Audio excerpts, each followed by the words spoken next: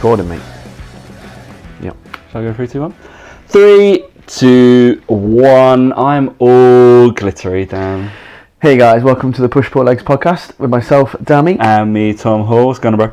Well, I mean, this episode already is not started well. Not for you guys, but we've been sat here for probably about an hour 55 minutes. Trying to figure out how to do a podcast when you're both in the same room together. Turns out, not as easy as you would think. No, because we just literally record on Skype and it's all written out for you. I mean, we genuinely, Dan wanted to be in both like different rooms. Yeah, well, at one point, I was like, let's just get on our computers and just Skype each other on the other side of the room. But basically, what happened? You'd think, wouldn't you, that the same equipment this is how it all started. So we used to do this. Yeah, we used to do this 150 episodes ago. And you'd think it would just be a case of plugging in the same microphone in the same way and being able to record. Oh no! Computers don't work like that anymore. So we've got all sorts of jacks and all sorts of microphones, and in the end, what we're actually doing is recording it as a video on my camera, and then just taking the audio from it. With that, it's going to be absolutely amazing of us sitting in Dan's living room. Maybe we should do the podcast on YouTube and put it up on YouTube. This would be the first one ever. Oh, we've done it before, but I mean, to be fair, it'd be the most boring YouTube video in the world. I don't know why people do that. I don't get it. I think it's because people put it on when they're like at work and stuff, and they just leave it on in the background. But you do it with SoundCloud or with Spotify. Yeah, exactly. That's what I think. I just don't get it. I think just use your fucking use your phone. It's on Spotify. Just use your phone. But anyway, Tom's all glittery as well because he's been looking after Isabel today. Pretty much. Isabel's got a new babysitter. Basically, so she decided to paint him. I mean, she was all for it. Basically, you and Laura joked that you were going to go out. She was like, all right. Yeah, no, so we joked. We were like, oh, yes, we're just going to go now. I'll leave you with Tom. And she was like, okay, bye then. And she was literally like, well, are you going? She was like, are you going then? Go on then. Great. We painted rainbows. You did paint rainbows. Each other's arms. And you've got glitter all over your arm, which won't come off. We went glitter crazy.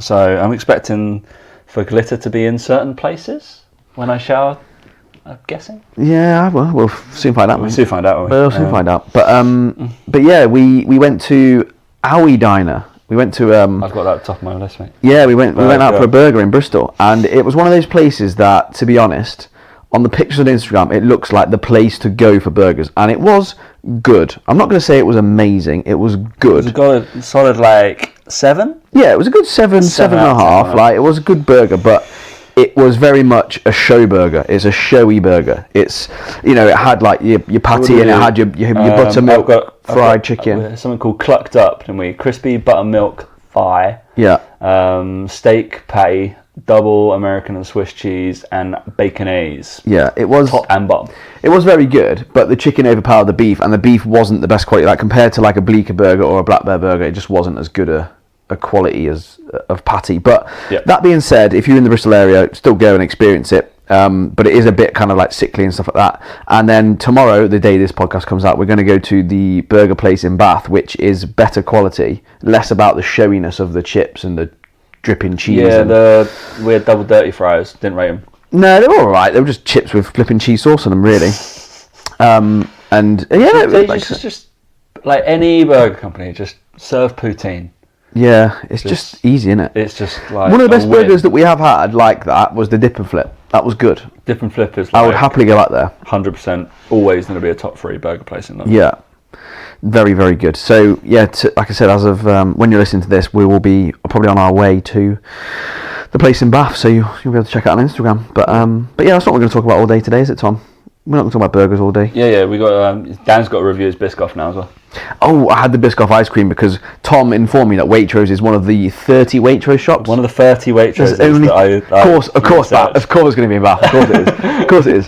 So we went in there, didn't we? And we had Central London, and there's none. Yeah, we went. So we went there, and boy, am I glad they've got them there. Although my waistline is not. They are incredible. 312 calories per one. 312 calories per ice cream, but worth it. Every calorie. But worth it though. Like, oh my god! Like, just imagine how good it is in your head. It's better than that. It's better than that. Like, I genuinely, it's the best ice cream. It is the best ice cream. It's the best one there. There's no doubt about that. It was incredible. So yeah, come visit me in Bath and we'll go and buy ice cream because there's not many places you can get it. Basically. But that's it. That is it. I thoroughly enjoyed it. Thoroughly enjoyed it, actually. A bit too much, probably. This is apparently just what people do when people come to stay with you, mate. Yeah, exactly. Well, like I said on my Instagram stories today, like, I'm just a fat fuck. Like, I went with Mike, we ate out pretty much every meal and just ate too much.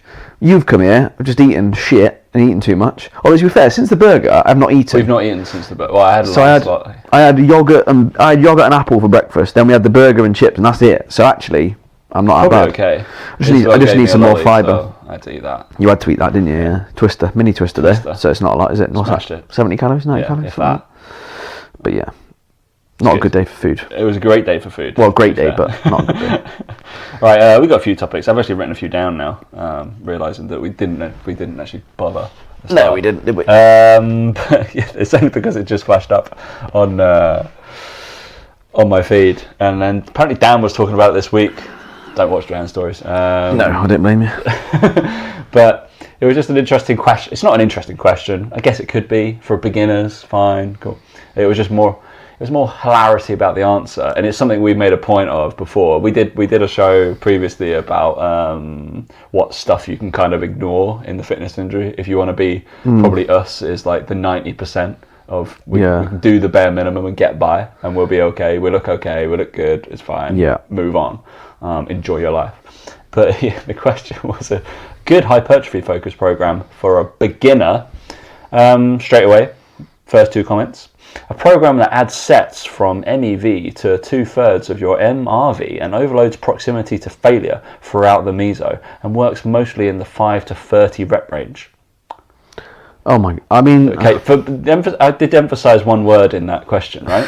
Beginner. Yeah. All right. Okay. The next one was agree with that all. I only might tweak it and say mostly in the 8 to 20 rep range, with some below 8 and then some above 20. So 5 to 30. So the 5 oh to my 30 range. God! No. Or entirely the 5 to 30 range, because I'm sure a beginner would. I mean, I'm not. Those boundaries. I'm not being funny, but 5 to 30 range. Why not make it 4 and 40? Just why not? Why not? Doesn't matter. Why not? Like they might as. Okay, the best advice to this person, we might just move on, is just go and lift. Yeah, just go like. So I talked about this week on sort of Instagram, and my email that went out this week is I talked about language that personal trainers use, and what does MEV stand for, Matt? No idea. Oh, we know what MRV is. I know. I've got no idea, and I don't need to know. I do not need to know. Like maximal estimated volume. I don't know. Efficient. No, they make all sorts of words, don't they? Effective. Minimum effective. That's what I go with. Minimum effective volume, please. 2/3 of your MRV. Ridiculous.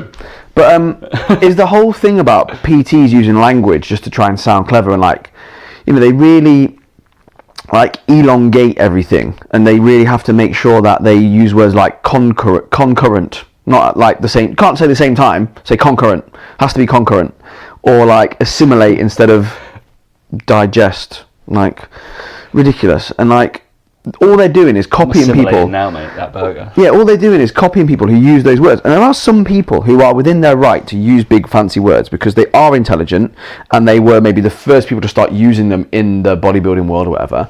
But my point is that they're also people who are trying to attract other trainers as their clientele. So they are trying to sound clever, and they are doing that for a reason.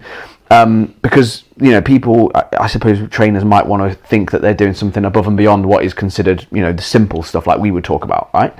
Which I get, and I'm okay with that, because again, I know some guys who do it, and I really respect them, and it's fine. Do you? Yeah.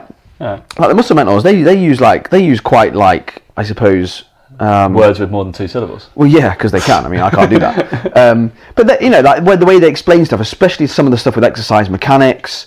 By the way, we haven't mentioned it's hot out. Oh, by the way, it's hot. Yeah. Don't know if anyone's noticed it's hot out. But but the way they break things down in their captions, or their posts on Instagram, or their posts on Facebook, or whatever. Have I taken your Coke? No, that's fine. Okay.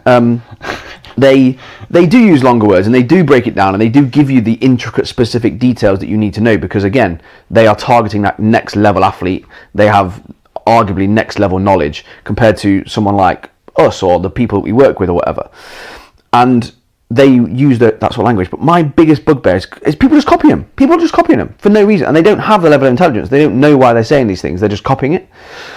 But not only that, it's even I guess we've had Amelia on, right? Even with Amelia, the way she talks about some things is a little bit more in depth in terms of maybe like meditation, or in terms of habit-based things, or just in terms of the overall language, can be a little bit more, I suppose intelligent is the word I would use. But you see trainers copying it, and I'm like, no, you're working with a 50-year-old fat guy. He doesn't need to know about the exercise mechanics of that movement. He doesn't need to know the word torque. He never needs to know the word torque in his life, ever. Stop saying it. The fulcrum. He doesn't need to know what the fulcrum is. He has no clue. Tell him to move that weight. The Falcon, right? The Falcon, yeah. Tell him to move that weight from there to there in the safest possible way, and he's going to improve and he's going to get stronger. But to me, it just highlights a complete lack of intelligence. They think they're more intelligent by doing it, but it actually highlights a lack of intelligence because they can't talk to their target demographic. It's why I don't try and use big words. No offense to my clients, they don't need to know the big words. Like, they just need to know it in the simplest way possible. They need to know that I care and that I can talk to them. And this isn't me saying that I need to talk to them on their level like they're stupid. They're not. But I need them to understand it in the simplest possible way so that they can get it as quickly as possible. Well, we talk about this on the education platform as well, because it's, I don't know if there's a certain level of insecurity when you do use the big words or repeat them, and probably you can't, if you cannot explain it in layman's terms, then in kind of our opinion, you don't really understand the topic you're on about, because if you're not relating it to an average Joe like Dan, then he's got no idea what he's supposed to be talking about. Yeah, it's like that. Those comments there, like, it's ridiculous. A good hypertrophy program for a beginner. Well, I'll tell you what, mate. Full body, 3 times a week. Start like that. Yeah, like that's all they need to know. Like mainly compound lifts. Lift some stuff. Safety first. Make sure they can do these movements. Progress from these exercises up to these ones. Beginner to more advanced exercises. Taking them through degrees of movement. Taking them through stability. Stuff that we talked about on our workshop. Yeah. Like, go through that sort of stuff. Don't just go, oh, they need to calculate that, because they don't know their MEV. How are you going to know? How are you going to know your MRV for a beginner who's never lifted before? You can't calculate it, mate. It's impossible. Zero. Yeah, it's zero at the moment. You have no idea. Like, and that's the thing, is it just shows, like, and again, I'm not having a go at the principles of MRV and MEV. I'm not having a go at them. I'm having a go at trainers who don't understand when to implement that. Don't implement that. Like, if I had a coach and they tried to implement that with me, I'd be like, you're wasting your time, mate. Yeah. Wasting your time. I couldn't tell you the fucking number. No, because I don't train that consistently. And it's just that whole ability of a coach to be able to look at the person in front of you and go, like, this is what they need right now. This is how I'm going to talk to them. This is what their goal is. This is how I'm going to help them. And to just, it's like every single, if you have a hammer, all you see is a nail. It's that whole thing of, like, you can't change, and you have to have, the ability to look at someone, and like I could reel off and make it sound intelligent like I did on my posts, but the reality is you can simplify it and you don't need to try and sound clever. And I think people do it, like I said, because they want to prove that they know this shit, and actually the best way to prove that you know shit is to understand your client and show them you understand them and you know what level they're at. It's just interesting, isn't it? Because obviously there's certain people who do go after trainers as their clients, as I'm sure we will future when mentoring, etc., and workshops and stuff. But we still use relatable language if we were going to advertise it. It's interesting, but it's one of the biggest.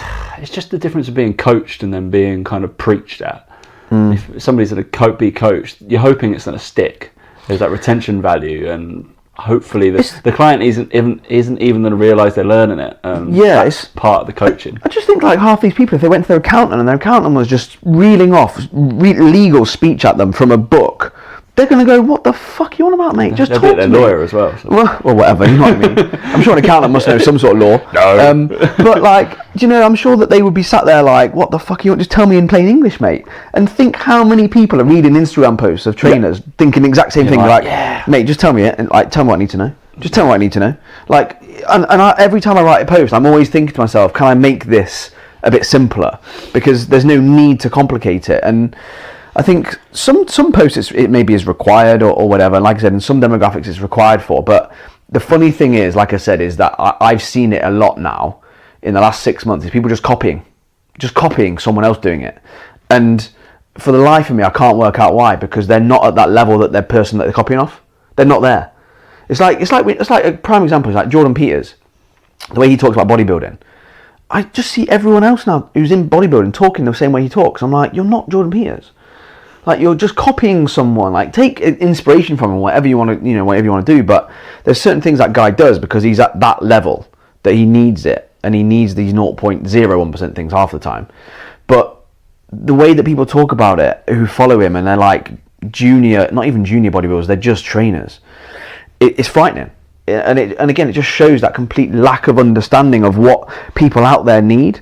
And like, if you're a trainer, think about what your clients actually need from you, and think about why online coaches are successful when they don't talk in fancy language like that. And it's because they are relatable, they build relationships with their clients, and those two things there mean that their clients adhere to their program. No matter how simple it is or simple it sounds, they adhere to it.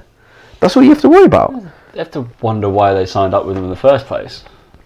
I think sometimes people are dazzled by the big words, and they hope that the big words means that they're going to have that level of ability to coach someone. But then I think they get into it and realise, no, they just say big fancy words all the time. And if there's no substance, then you end up just giving a meal plan anyway. I don't know. I just think it's a frightening trend to see, because again, it's always young coaches that are trying to help people, and some of them have a good decent number of clients and stuff, and that's fine. But it's just, I just worry about how that if the people they're copying change how they talk, it's just going to be obvious that you're just copying. Just 2 months down the line, you're like, oh wait a minute. And me and Mike laugh about it all the time, because we talk about it regularly, because we're like, have you seen this post by this person? It's just copying off this person. Like, yep, seen it. Like, and we'd like to think that we're pretty unique in the way we do things. Same with me and you, we're pretty unique in how we do things. Like, it's obvious when someone's copying you, and we've had it recently in the last couple of weeks. We've noticed someone, a couple of other people as well, just started doing things similar, and you're like, come on, like, we're doing this for a reason, and we know the reason why, because we've looked at it as a part of a plan and a structure of how we're doing things in the long term for like this time next year. Obviously, I train in like all 5 third spaces, and obviously I do teach about exercise technique and certain things, but it does happen as well within a one-to-one basis. Of course it does. And there are a certain amount of trainers who will copy based off, there'll be some random stuff that I might do, a very specific cue or something stupid that I'll make somebody do, just for them, just so they retain it. But then I will 100% see it mimicked in the next couple of weeks. But you should just throw something really random, like stupid, like flicking the elastic band on their arse or something. Just say to their client, play along with this, play along with it. See if I can go this. So I did actually start a bet to see if, I used to just, with one of the trainers, to see if some people would copy based off I'm going to lay in a certain exercise that no one does before, like no one's really done within the gym. I know they don't do it. There's nothing that's there. It's something I haven't done for like 2 years, and I'll be like, all right, I'm going to do this with 75% of my clients. It'll be fine. It's not going to be anything crazy, and I'm just going to see who picks it up and who starts doing it based off just watching what I do. And it's flattering. It's nice. It's just like, but I'd rather them come to me and be like, why am I doing that? I think or them to ask the question, or like have a post or anything like this, and be like, oh, I'm just going to do it because I think it is flattering to a point, cool. But it's also a case of, I think you would get to a point where it would annoy you because you would see it done you're seeing it done so poorly, or coaching done so poorly that person could hurt themselves, and you're like, oh, where'd you get that from? I got it from Tom. Maybe asked, and I'm like, maybe there's really specific coaching cues that I've used, been like, put this here, please, the whole time. Look at that. Do this. Like you say, I think to a degree it's flattering, but as a coach who has other coaches copying them and their wording or their language or how they set things up or whatever, to me it's a bit like, come on, like, it just, to me I never worry about coaches that do that, because I know that they're never gonna make funniest ones I did actually see, it was within, I think maybe I was coaching at another gym, so not at the Marlow first place, but within an hour I was doing some reverse lunges with one of my clients in a front rack position, barbell, like, and then you're doing reverse lunge, step back, and they were just struggling like with their ability to put the foot back, so they weren't too confident. We'd just progressed onto it. So all I got was a band, and I created a cross, right? So he's got 2 boxes where his feet start, and then he's got 2 boxes to put his foot back in. Really, really simple, like visual cue. He's just got to hit those boxes every single time. And then within the next hour, I knew the trainer next to me was watching me, and then it was straight there.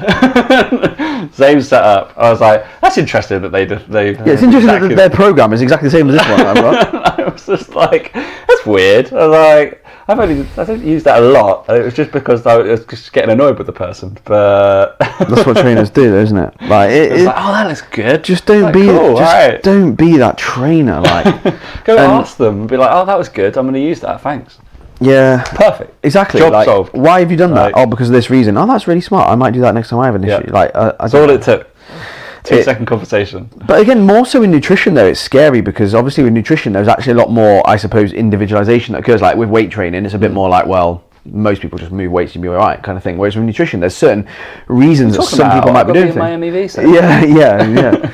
But like with nutrition, I feel like there's a bit more like to it in terms of individualization, in terms of the amount of calories someone's on, how they break their meals down, all this sort of stuff, and just find it hilarious that people just copy it and just do it, and they see other people doing it and think that's how all their clients ever in the world need to have it done, and it's quite scary. Like that people do that. Maybe that's just me as an evolution of a coach. We talked about this today as well, didn't we? We were in the gym. We talked about we didn't talk about it. We talked about our progression through training and how our view of training, I suppose, and why we train has changed compared to what it was a while ago, and how, you know, when you were first a PT, you used to be like, oh, and someone comes to you, I just don't have time to train more than 3 times a week. And you're like, come on, you need to make time. You need to make time, bro. Come on. Like, you need to make time for this shit. This is good. And then, like, now we're like, yeah, I just train 3 times a week because I haven't got time. I get it, yeah. Like, I completely get it. Like, I'm there with you, mate. I should be training you now, in fact, because I'll probably be a better trainer for you now as well. But it is funny. Did you work at a gym? Yeah, brilliant. Doesn't mean I should work out the whole time. We don't want to go home, if anything. But yeah, it's funny, isn't it? I think it is an interesting concept, but it's always going to happen. I just feel like in every job it happens, but I just feel like with the online world that I'm exposed to, I just find it very, very obvious, and I see it a mile away when people copy certain aspects of what people do, and not principles so much, because that's principles are principles, but it's more that language thing. Like I said, over the last few months, I've just noticed it more and more and more, and it's funny, but at the same time, I'm like, it just gives me content, because I'm like, you don't understand, you're confusing people. Yeah, it does give you because you're confusing me. I'm like, just take it fucking properly. I don't understand. I'm gonna make a piss take roast. Yeah, it's like ridiculous. Just fucking put the thesaurus down. Right, Dan. Do you need to target your particular muscle groups to grow? Oh yeah, I saw this question the other day. I mean, someone put, I think it was, I think it was in relation to like the traps, I think it was. Do you need to directly target the traps for them to grow? Which part of the traps? Well, that's a good question, but any part, doesn't really matter, does it? Like, yes, you do. Like, I don't understand. Do you need to target your calves for them to grow? Yeah. Well, it would help, wouldn't it? Yeah. Start off with that. Training would help. So I get that question about the abs as well. Like, does training abs really help get you bigger abs? Yes, they're a muscle. Yes. They work just like any other muscle group. 100%. But, I mean, I don't know what the MRV of them is, but you know, you just train them anyway. But I'm guessing the ab one is generally, sorry, I'm going to burp all over the place. Pepsi Max in my face. Brilliant. But no, the ab one comes from like... The ab one comes from basically just because people are like, yeah, I want to see my abs. It's like, yeah, they will get bigger. Still a fucking shit ton of fat on top of it. But yeah, they will get bigger. But they will get bigger. The same rate your arms will get bigger, so not hugely, but they, hypertrophy of the abs. But it's, genuine thing. It's that whole thing of like, what's the best way to get my arms to grow? Train them more often. Oh, but I don't really want. Well, then you're not going to get bigger arms. Don't try and like. I just find it baffling, like, and I understand some of the questions because people again put out shit advice, which is don't worry about training arms, just do loads of rows and loads of pushes and you'll grow big arms. Right? It's like, well, they'll grow, but not optimally. I saw like ages ago, and it was by one of the kind of. It sounds like we're digging on the MRV people at the moment, and it was by one of the people who was a big, I don't know. Person who pushes that kind of stuff, and they're working out percentages based off rows of how much arm and how much tricep through presses you hit to then eventually how much arms you have to do. It's like, if you do your rows, you should be working out it will hit your capacity of about 40% of what your arm training will be, therefore you need to top it up by I was like, where are you getting these numbers from? Unless you are hooked up to an EMG machine, so something that's going to measure muscle activity whilst you train, there's no fucking way at all that you're going to know that. Also, it's like, just be like, oh, dominant muscle group back. All right, that's going to train my rhomboids. Cool. That's for that. Move on. I don't understand the necessity to break it down. If you want something to grow, just train it more. Like you said, if you do the same amount of chest work, but then you do more triceps, like again, you wouldn't. I wouldn't even come into the equation to go, oh, I need to work out how much volume that is for my triceps and my shoulders and everything else. I'm like, it doesn't really matter. Don't really give all I know is because it's a smaller muscle group and hasn't got a larger surface area, it probably takes a lot of beating as well. Yeah. I can do more stuff on it. It's like we talked about today. We do a lot less pressing than we do pulling. Like, there's a reason for that. Like, it's just standard. But I don't sit there and to go, Tom, I've worked out that I've done exactly 4 sets under my MRV of my chest today. I just sit there and go, well, I just did less sets on chest and shoulders than I did on my back. That's a pretty smart thing to do over the course of a week. Like, I don't understand it. But like I said, they're not hating on them. It's just about knowing your demographic. It's knowing your demographic, and it's knowing that a bodybuilder prepared to do anything possible to get better and look better on stage will adhere to that sort of program. That's great. Know that 0.1% of the population want to be a bodybuilder. So yeah, like, answer that question. Yes. Yes, if you want something to grow, directly train it. Do like 20, 30 sets on it at some sort of decent between the 5 to 30 rep range, and make sure that you within 2/3 your MRV, and you'll be fine. Like, do stuff. Train it 3 times a week. There you go. I don't know. 10 sets. I've been there. Like, I've also been there where I've tried to design a training plan where I'm like, oh, bring up these weak areas, and like you've moved the volume around, trying to make it perfect, and in the end, now what I've settled on is I want bigger arms. So basically what I do is I basically worked out my 3 full body program, my 3 full body sessions for the week, where I do a deadlift, a squat, bench as my main lift. I then do a supplementary to each one of those, basically the opposite, like a strength lift. So on the bench day I'll do a pull-up, RDL on the squat day, leg press on deadlift day, and then other than that I do 1 push and 2 pulls, and then after that I just do arms. That's it. And I can't tell what my arms look like, because some days I just do shitloads of volume, some days I just do like lower reps and lower volume, but I make sure I do arms every day. Because for me, it's like, well, that's what I want to grow. If I wanted my legs to grow, I'd train them every day. I see. Dan does not rotate or move through any kind of other plane of motion apart from sessions. You know it, mate. Don't need to, mate. Don't need to. Don't you play cricket? Yeah, that's when I do it. So there you go. Don't need to worry about it, mate. Don't worry about it. Sports-specific training, not. Again, I'm not an athlete. Don't need to do sports-specific training. Don't need to worry about it. Just want to look good. I'd see you rotate. Function. Then you want a pleats, mate. God.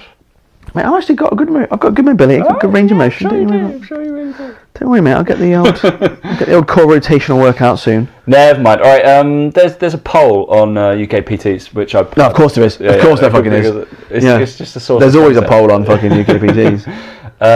It's what, in your own opinion? Because there's quite a few answers on this. I thought we'd just because what in your own opinion, not what in no one else's opinion. In your own opinion. Yeah. In Betty's opinion that you met last week in the hairdressers. What does she think about? What in your own opinion do you think the number one reason for Gen Pop that people can't stick to a diet / calorie deficit? Please add any answers you have. So these could be funny as well. Let's put these through. I'm doing some research and looking for real world feedback from PTs. All right, so do you want to guess them? No. We'll just say top to bottom. Let's go through, mate. So these are number one reasons that people can't stick to diets, essentially. All right, we got good during the week, but ruin it in the weekend. That is the number one reason. About right? It's not really the reason, though, is it? That's just what happens. That's just what happens. It's not the reason for it. The reason is social pressure, and usually, you know, that's the reason, big probably. Or a desire to not even. I think the other half of it comes down to desire. Like, half of them don't really give a fuck. Like, probably okay with their weight. And kind of think it's slightly desirable to be a couple of kilos. I don't think it's even that. I just think it's like the desire to have a pizza and beer and see your mates is higher than wanting to lose weight, which is fine. That's okay. Like, there's nothing wrong with that. Number 2. Not tracking what they eat accurately. You don't have to track. But that's the thing, right? There's life before MyFitnessPal. Yeah. People lost weight before MyFitnessPal. Yeah. 100%. That comes down to education, though, as well. Like, I think. Yeah, it's interesting. Number 3, secret eating. What? I'm guessing These aren't everybody's reasons. watched, like... These aren't reasons people find it hard. This is what happens when people can't stick to their diet. It's not the reasons why. Everybody's watched Secret Eaters, right? That they're just... Yeah, they follow them to the KFC drive-thru and they go, "Oh, I've had salad today. I've never had salad." And you're like, "Nah, I haven't touched that." It's just like breaking through like cupboards that they put right at the top. They're like, "Yeah, you definitely did it." It's like, well, we hired these 2 private investigators to follow you around and root through your bins, and you ate 7 fucking hobnobs. Yep, brilliant. Secret eating is hilarious. Go watch it. Right. There are too many psychological reasons we overeat that are too complicated for most people to pick. Ridiculous. What? I wouldn't say that. That's no. Discipline. There you go. That's pretty broad, but sure. Yeah, we'll let you off on that one. Just people see eating as a luxury as opposed to a necessity. I mean, that's one thing. Yeah.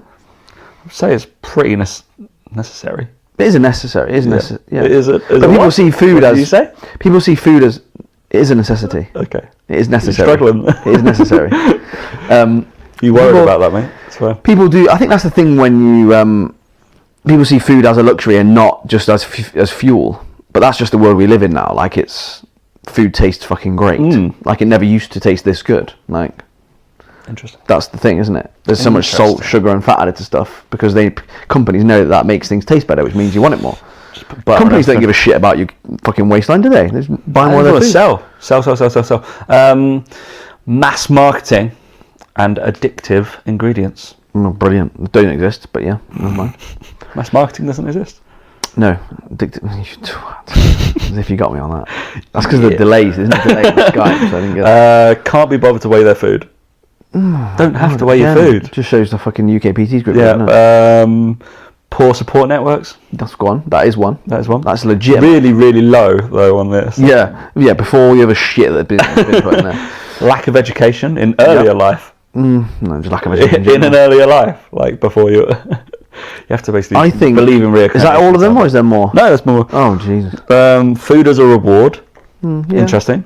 So UKPTs are generally training dogs. So that's generally what's happening. I like this one because bacon is just so goddamn good. Yeah, I mean that's probably number one for me. That's one of the best ones. Yeah. Chronic dieting leading to adaptive metabolic changes. Nope. Not that one.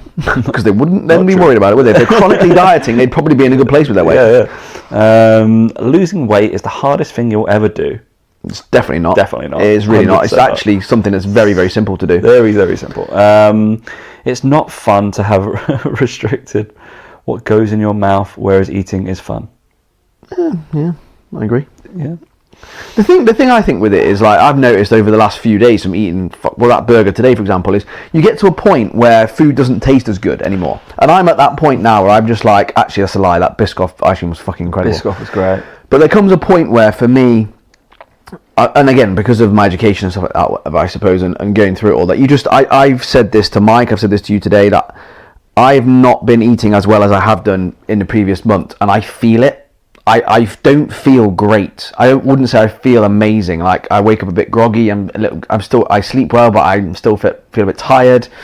And I look back and just go, well, I've just been a bit too flexible with my diet. Again, nowhere near as much as the average person does, but I've had not too much veg and probably not as much protein as I should have, not as much water, and all that sort of stuff, and a bit too much salt and fat or whatever. But I think that, like I said, that none of them are the reasons why people and this is probably why a lot of them UKPTs have fucking not got any clients. Is the whole thing about like being good during the week and then not at the weekend. That's not a reason people find it hard to stick to their diet. It's like the person said, it's the social support, or it's the environment that person is in, or it's their lack of understanding of the amount of calories that are in foods that they eat at the weekend. Because I've got plenty of clients who eat more food at the weekends and still lose weight. Like, it's not impossible, you can still do it. In fact, a lot of clients do that, and again, it's understanding how flexible they can be with their calories and all that stuff, their calorie intake, and how flexible they can be with their calorie deficit, and how it's not all just about what you eat; it's also about the energy you expend. And it's to try and pin it on one thing is obviously quite difficult. But I think motivation is one thing, but I also think the motivation problem is because people assume it needs to be harder than it does. and they lose motivation because they try and stick to an extremely strict diet, which leads them then to overeat and secret eat and all the other shit that they've mentioned. But there's so many reasons, like, people don't stick to the diet, and I don't think that many of those answers I'm still going, mate. Like, there's still more reasons. Follow unrealistic macros. Just the macros that are unrealistic. Just the macros that are unrealistic to stick to. I don't like it when people use, if you're writing on here, don't use numbers as 2, like, or 4, or anything like that. All the above, brilliant. Apart from the pseudoscience parts, like gut health, brilliant. Gut health is a thing, but obviously not probably one of the leading causes of whatever this poll was. I've forgotten now, mate. Consuming a whole packet or drink when the serving size is half. Oh yeah, that's what it is. Poor gut health, blood sugar control, hormone issues. No, moron. It's not that. Wonderful. Very, very strange. Mate, we've got some stupid things before we wrap up this in-person episode. Go on then. What is it? We've got a stupid thing. Other than that, yeah.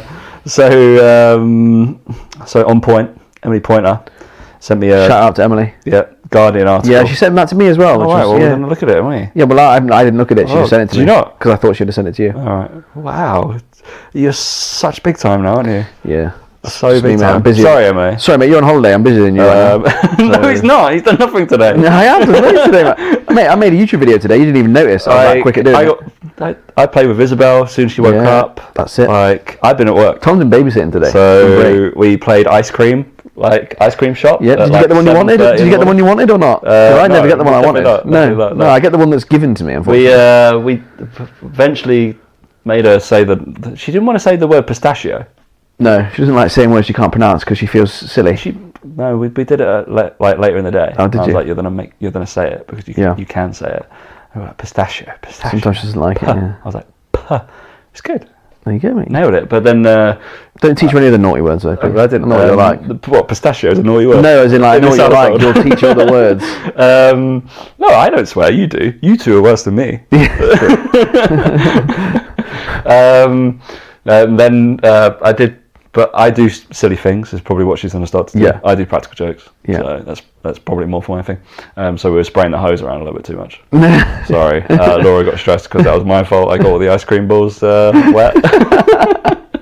She's like, Isabel. I was like, yeah, I'll take the blame for that. It's Tom's fault. That was my standard. fault. Isabel was like, sorry. I haven't done anything wrong. I can't let you have that. Yeah. And also, we put the ice creams in the different colours. So they didn't match up.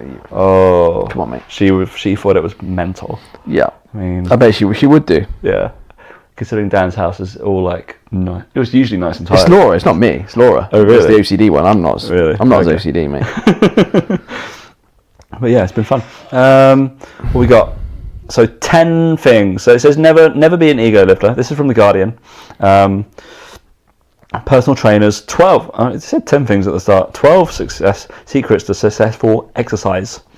10 secrets to what, mate? 10 secrets to what? 12 secrets of successful exercise. There we go. It's quite hard to say. That is quite hard to say. Yeah. Evidently. So I'm just going to read the titles because Go on then. bull. So in the land of gym machines, technique is king.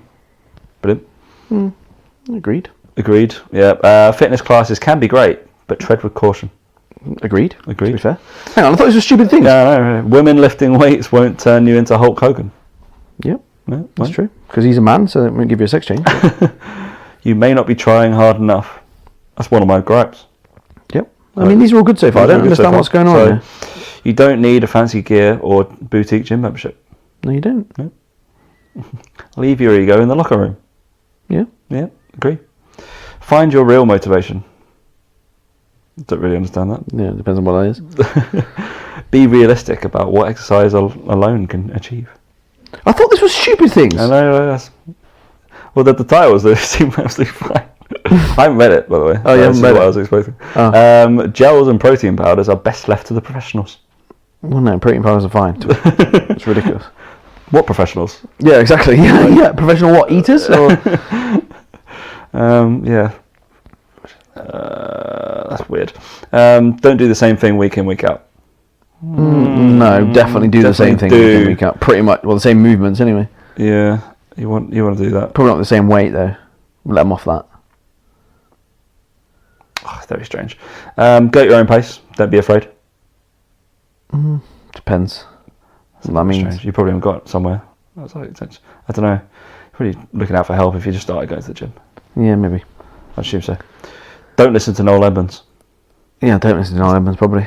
Genuinely one of the... Yeah, I wouldn't bother. Especially if it's nutritional training advice anyway. Is it not good? I wouldn't know, but I wouldn't suggest he knows that. So apparently it's about stretching, and he thinks it's a scam. Okay, no. Stretching is a scam. I think Dylan did shit. I'm not. That's really strange. What weird, stupid things. Not sure Emily gets a shout out for that. Well, no, I think Emily needs to explain herself. I think there must be something in the article that you know. Maybe they're the titles, or maybe they're like, and then there's actually some things that people have said in it that's actually they're idiots. You know, they've said something that is ridiculous. Like we've read the title of the way we would read it. I mean, I've just clicked on a shortcut and it just say Noel Edmondson's exercise secret: do it in the dark. Brilliant. It's the Guardian for you. Well, it's apparently he's got a toned torso. Has he though? I don't know. I've not seen Noel Edmonds naked. Couldn't. Well, I'll show you a picture right now. I don't really want to see it. To be fair. There you go. It's not that toned, is it? It's not that toned. Let's be honest. Well, for his age, I suppose it probably is actually. Was he about 100? Yeah, he's nearly dead, isn't he? So he's there or thereabouts. So. He's there or thereabouts in terms of deadness. So yeah. But yeah, very strange. Right, mate. Any other business? No other business. No other business, mate. No. This is going out. And this is the last time we're doing an in-person podcast because it's ridiculously harder than it is to do it on Skype. Apparently so. We'll just do it in different rooms. Yeah. Or we can actually, because we do it so rarely, there's no point in buying all the tech. No, there's not. But like we said, Tom, in a few years' time, when we're big time, and maybe I've moved back to London, and maybe we've got an office, we can actually get a podcast room. Why would I be in London? I thought the whole point I'm down here is to discuss a move to Bath, isn't it? Or that. We can do either one, mate. I don't really mind. But I think, when you're a big multinational company, you do have to have your offices in London, so we should probably do that. Okay. The point is you're moving out here to go all the way back again, wouldn't it? So yeah, very true. We'll be looking for about 100 interns, and you'll get no pay. But that's what they did in football with us. Professional football, is it? Professional football. So if they can do it, we can do it. So it's fine.